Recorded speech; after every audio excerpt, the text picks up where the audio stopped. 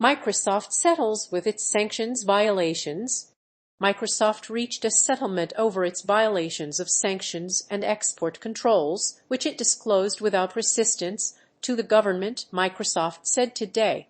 The amount is $3 million for more than 1,300 apparent sanctions violations in relation to restrictions on Cuba, Iran, Syria, and Russia. This was said by the U.S. Treasury Department. Microsoft sanctions.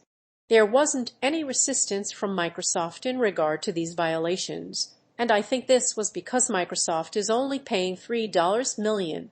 That is a drop of water in the entire cash hoard that Microsoft has, so of course they are not going to resist.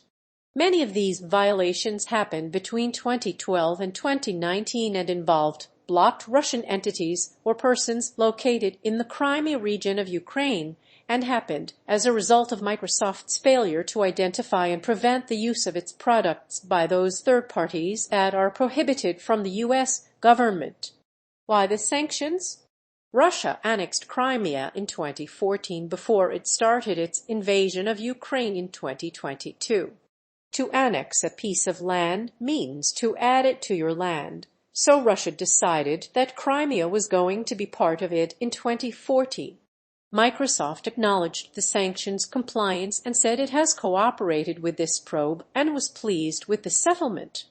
I think pleased means they are happy they didn't have to pay more of a fine. Cause of sanctions.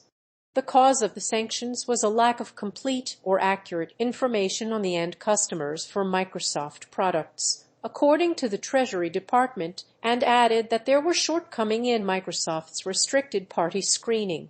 What this means is that Microsoft didn't prioritize this feature of identifying third parties because it was probably more expensive to do that work than to pay this fine. Conclusion. This is a small fine for Microsoft, and I don't think Microsoft would have added a better tracking system in its software with such a small fine. If Microsoft knew a $100 million fine was going to happen, you better believe Microsoft would have prioritized some feature work to much better track users of its software. Do you think this fine should have been more?